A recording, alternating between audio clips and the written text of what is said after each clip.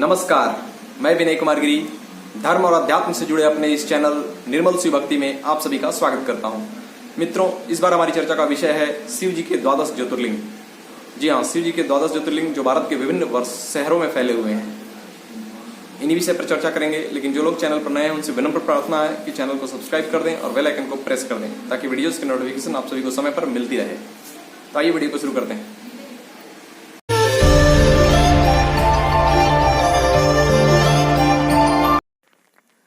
सौराष्ट्रे सोमनाथं च श्रीशैले मल्लिकार्जुनम् उज्जैन्यां महाकालम् ओंकारममलेश्वरम् परल्यां श्रीवैद्यनाथं च डाकिन्यां भीमशङ्करम् सेतुबन्धे तु रामेशं नागेशं दारुकावणे वाराणस्यां तु विश्वेशं त्र्यम्बकं गौतमी तटे हिमालये तु केदारं कृष्णेश्वरं च शिवालये। अर्थात पहला ज्योतिर्लिंग सोमनाथ है। यह चंद्रमा के दुख का विनाश करने वाला है। इनका पूजन करने से क्षय और कुष्ठ आदि रोगों का नाश हो जाता है। यह गुजरात के सौराष्ट्र नामक प्रदेश में है। दूसरा ज्योतिर्लिंग मल्लिकार्जुन है। यह श्री शैल पर्वत पर अवस्थित है। अपने पुत्र कार्तिक की खोज करते प्रभु यहाँ पधारे थे, इसलिए पुत्र प्राप्ति के लिए इनकी स्तुति की जाती है। यह भक्तों को अभिष्ट फल प्रदान करने वाला है। शंकर जी का तीसरा ज्योतिर्लिंग महाकाल कहलाता है, जो उज्जैन के अवंतिकापुरी में अवस्थित है।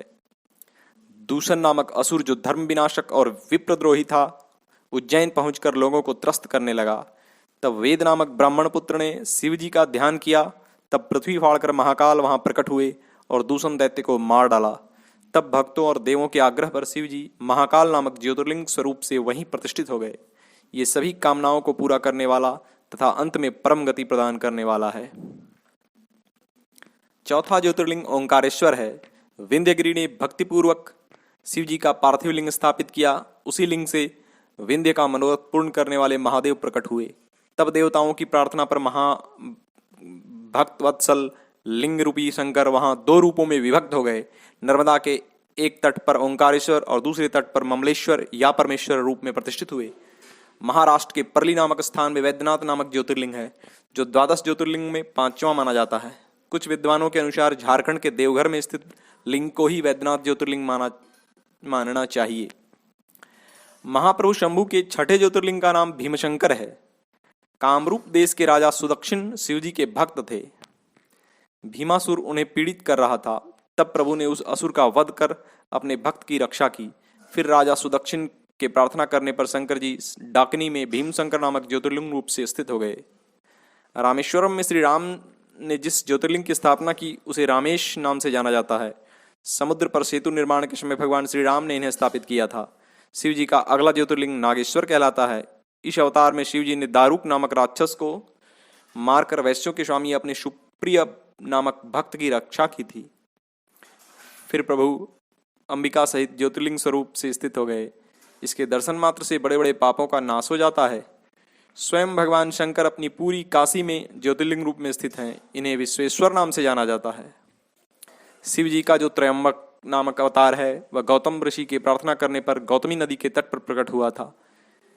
शिव जी का जो ज्योतिर्लिंग हिमालय पर स्थित है, उसे केदारेश्वर अथवा केदारनाथ कहते हैं। वहां श्री हरि के जो नर नारायण नामक अवतार हैं, उनके प्रार्थना करने पर शिव जी हिमगिरी के केदार शिखर पर स्थित हो गए। घुस्मेश्वरावतार शंकर जी का 12वां अवतार है। घुस्मा के हित के लिए भगवान शंकर दक्षिण दिशा में स्थित देवशैल के निकट एक सरोवर में प्रकट हुए। घुस्मा के पुत्र को सुदेह ने मार डाला था। उसे जीवित करने के लिए घुस्मा ने शिव जी की आराधना की। तब उनकी भक्ति से संतुष्ट होकर भक्तवत्सल शंभु ने उनके पुत्र को बचा लिया। फिर घुस्मा की प्रार्थना पर उसी सरोवर में ज्योतिर्लिंग रूप में स्थित हो गए। उनका नाम घुस्मेश्वर हुआ। जो मनुष्य इन द्वादश ज्योतिर्लिंगों का दर्शन पूजन कर लेता है, वह संपूर्ण भोगों को प्राप्त कर मोक्ष भी प्राप्त कर लेता है। शिव जी के इन परम पावन 12 ज्योतिर्लिंगों को कोटि कोटि नमन। ओम।